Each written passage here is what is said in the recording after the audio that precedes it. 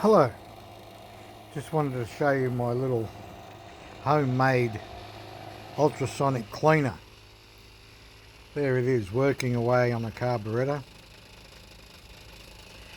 This carburettor's been in there for about 20 minutes now, and it's bubbling away. And the way I made it was,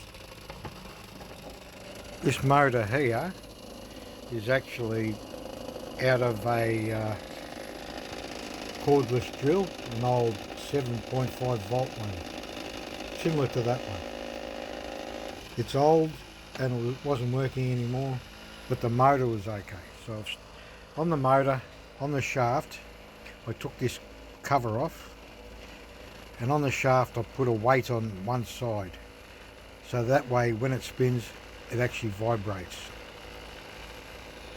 The solution I got in here is actually quite good. I've never used this, but the carburettor is coming up pretty clean for 20 minutes. As you can see, she's getting nice and shiny.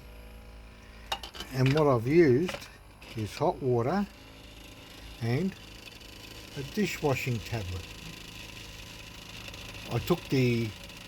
I cut the detergents out of it and I mixed it with hot water, and it's working really well. Hope you got something out of it.